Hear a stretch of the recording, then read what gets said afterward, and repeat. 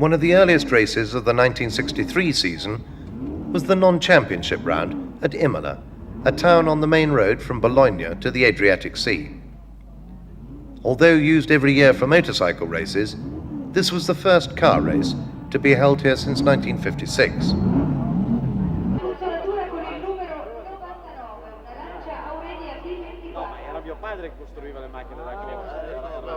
Sono passati gli anni, anch'io conoscevo il papà. Era mio padre che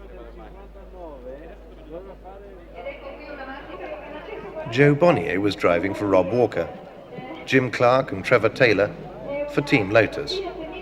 They would be racing against a miscellaneous assortment of private owners. Both Ferrari and the new ATS team, set up by ex-Ferrari personnel like Romolo Tavonia and Carlo Citti, had withdrawn, saying that their cars were not yet ready. During the last practice session on Saturday afternoon, I watched Rob's V8 Coupe together with the two Lotus 25s. Swiss driver Joe Siffert was there with his BRM V8 engined Lotus, and also the ex-motorcycle racer Bob Anderson, who has bought an ex-Bowmaker Lola and was running as a privateer. Anderson's Lola was also V8 equipped. The other entries included de Beaufort's well-known Porsche and several four-cylinder Lotuses. The practice session confirmed what we had expected. Jim Clark in the fuel-injected Lotus 25 was fastest, followed by Trevor Taylor and Joe Bonnier. Bonnier was not very happy as his engine was misfiring. On race day, the locals all flocked to the circuit of Castellaccio to watch a Formula Junior race in the early afternoon preceding the Grand Prix.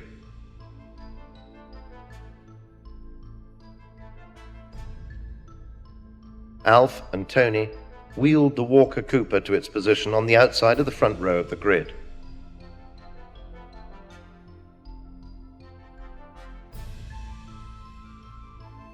From the hill across the orchard, we could see the pit straight as we watched for the 13 cars that would start the race.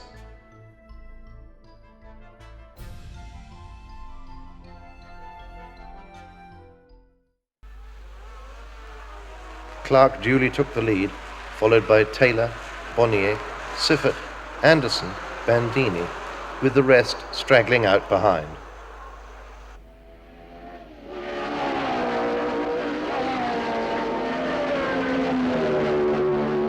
Immediately, Jim Clark began to draw away.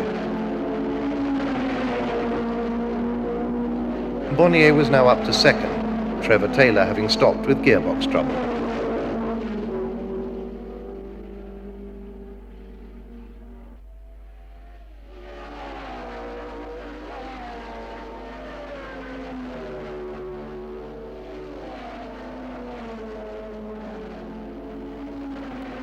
Joe was lapping around the 100-mile-an-hour mark, with Siffert now in third place behind him.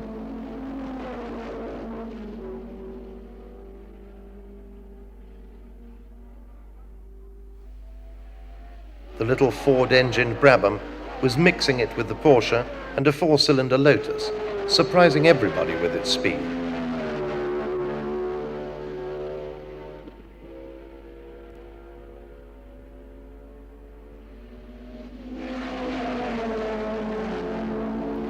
The race had become a little processional.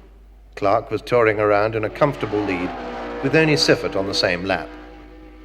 Taylor, with his car now repaired, went out again, and though many laps behind, was pushing hard, enjoying himself and setting fastest lap in the process.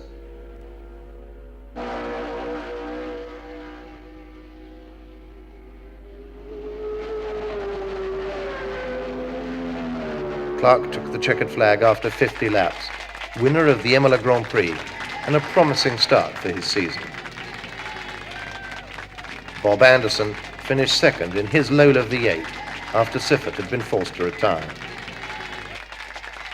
Although a walkover for Clark, it had been a fast and enjoyable race.